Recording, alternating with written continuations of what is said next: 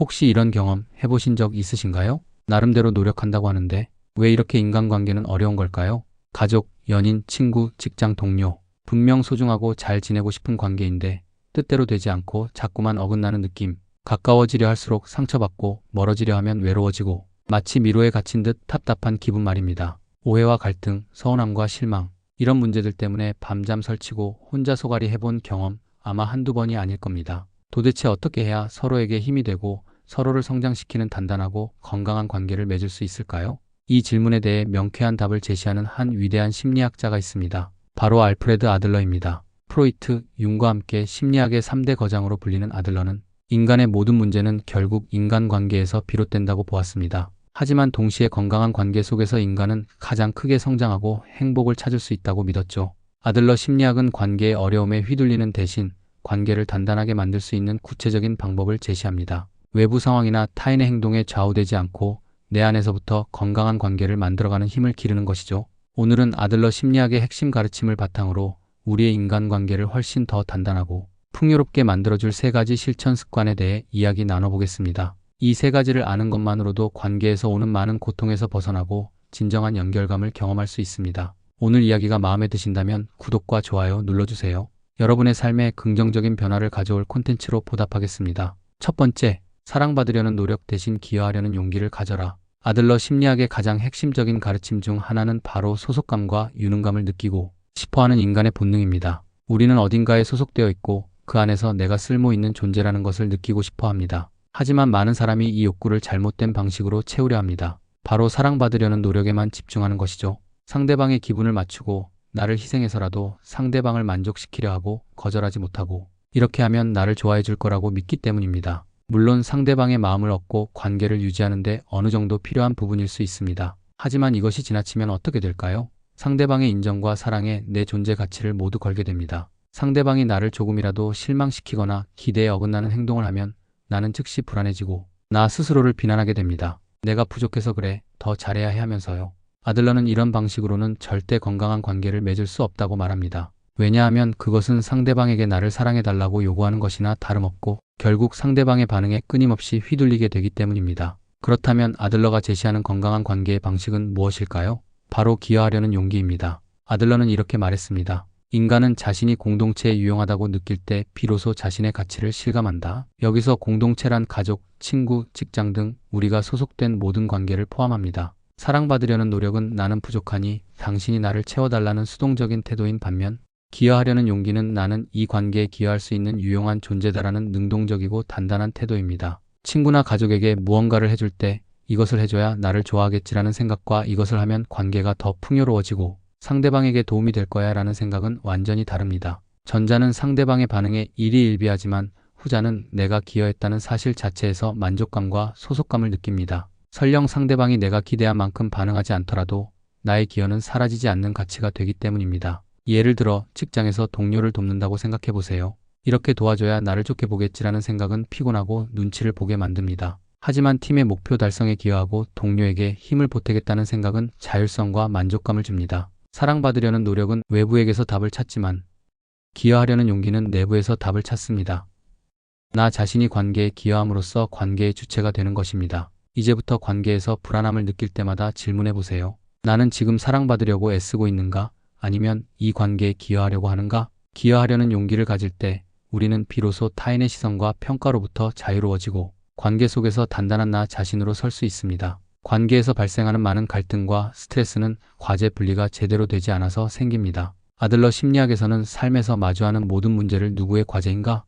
라는 관점으로 바라볼 것을 제안합니다. 예를 들어볼까요? 자녀가 공부를 하지 않는 것은 누구의 과제일까요? 공부를 해서 결과를 얻거나 잃는 것은 결국 자녀 자신입니다. 그러므로 공부는 자녀의 과제입니다. 부모는 조언하고 지원할 수는 있지만 강제로 공부시키는 것은 자녀의 과제에 부모가 끼어드는 것입니다. 친구가 힘든 상황에 처해 있습니다. 그의 문제를 해결하는 것은 친구의 과제입니다. 나는 공감하고 격려하며 함께 있어줄 수는 있지만 친구 대신 그의 문제를 해결해 주려고 애쓰는 것은 친구의 과제에 내가 끼어드는 것입니다. 배우자가 특정 행동을 바꾸지 않아 불만입니다. 그 행동을 바꾸거나 말거나는 배우자의 과제입니다. 나는 내 감정을 솔직하게 전달할 수는 있지만 배우자를 강제로 변화시키려고 시도하는 것은 배우자의 과제에 내가 끼어드는 것입니다. 우리는 종종 상대방을 위한다는 명목으로 상대방의 과제에 깊숙이 개입합니다. 하지만 아들러는 이것이 관계를 망치는 가장 큰 원인 중 하나라고 경고합니다. 아들러는 이렇게 말했습니다. 모든 대인관계의 갈등은 타인의 과제에 함부로 침범하거나 자신의 과제에 타인이 함부로 침범하도록 내버려 두는 데서 비롯된다. 타인의 과제에 끼어들면 어떻게 될까요?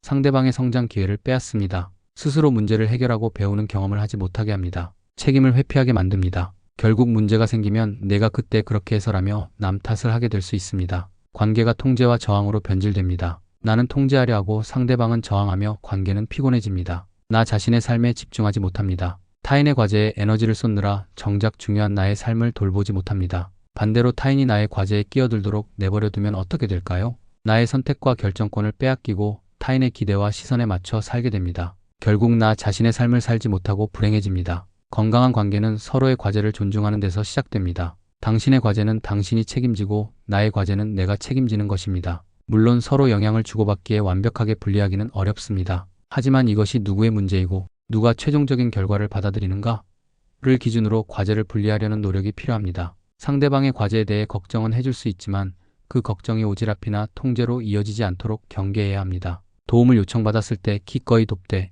요청받지 않은 도움은 함부로 주지 않는다는 원칙도 도움이 될 수 있습니다. 과제 분리는 처음에는 차갑거나 이기적으로 느껴질 수 있습니다. 하지만 이것이야말로 서로의 독립성을 존중하고 책임감을 키우며 결국 건강하고 대등한 관계를 만드는 가장 중요한 습관입니다. 이것은 당신의 과제입니다 라고 말할 수 있는 용기, 그리고 이것은 나의 과제이니 내가 할게요 라고 말할 수 있는 단단함이 필요합니다. 세 번째, 타인의 행동 이면에 숨겨진 목적을 이해하려 노력하라. 관계에서 오해가 쌓이고 갈등이 깊어지는 많은 이유는 상대방의 행동 자체에만 집중하기 때문입니다. 우리는 상대방이 왜 그렇게 말하고 행동했는지 그 목적을 이해하려 하지 않고 그저 눈앞에 보이는 행동에 감정적으로 반응합니다. 아들러 심리학에서는 인간의 모든 행동에는 목적이 있다고 봅니다. 특히 관계에서 나타나는 문제 행동들은 대부분 소속감이나 유능감을 얻으려는 왜곡된 잘못된 목표를 향해 있습니다. 아들러는 아이들의 문제 행동 뒤에 숨은 4가지 잘못된 목표 주목, 끌기, 힘겨루기, 복수심, 무능함, 과시를 설명했지만 성인 관계에서도 유사한 패턴이 나타납니다.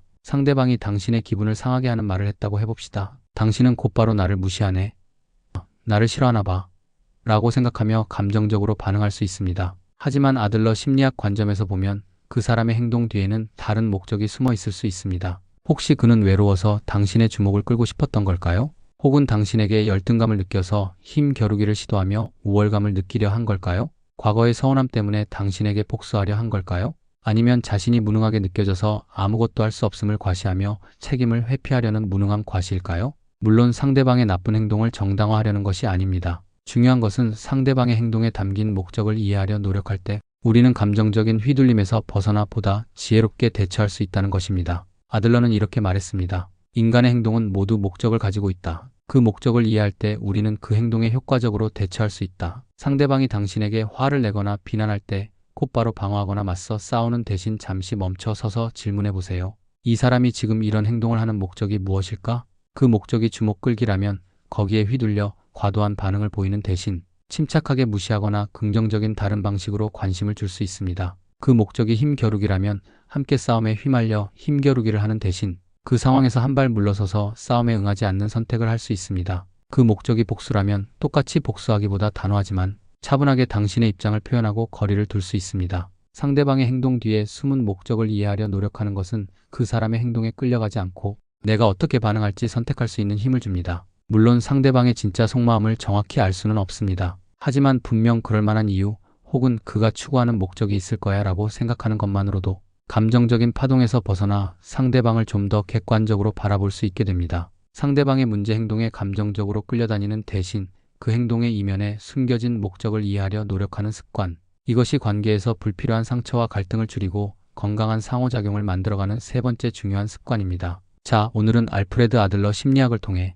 인간관계를 단단하게 만드는 3가지 습관에 대해 이야기 나눠보았습니다. 첫째, 사랑받으려는 노력 대신 기여하려는 용기를 가질 것. 둘째, 타인의 과제에 함부로 끼어들지 않을 것. 셋째, 타인의 행동 이면에 숨겨진 목적을 이해하려 노력할 것. 이 3가지 습관은 하루아침에 완성되지 않습니다. 꾸준한 연습과 용기가 필요합니다. 어쩌면 처음에는 어색하고 어렵게 느껴질 수도 있습니다. 하지만 이 습관들을 하나씩 실천해 나갈 때 당신의 관계는 분명 달라지기 시작할 것입니다. 더 이상 타인의 반응에 일희일비하며 감정적으로 휘둘리지 않고 서로의 독립성을 존중하며 건강한 경계를 만들고 상대방의 행동을 더 깊이 이해하려 노력함으로써 불필요한 오해와 갈등을 줄일 수 있습니다. 아들러는 인간을 변화시킬 수 있는 가장 큰 힘은 바로 용기라고 말했습니다. 사랑받으려는 노력 대신 기여할 용기, 타인의 과제에 끼어들지 않을 용기, 상대방의 목적을 이해하려 노력할 용기. 이 용기가 당신의 인간관계를 더 단단하고 행복하게 만들어줄 것입니다. 오늘 영상을 보며 여러분은 어떤 깨달음을 얻으셨나요?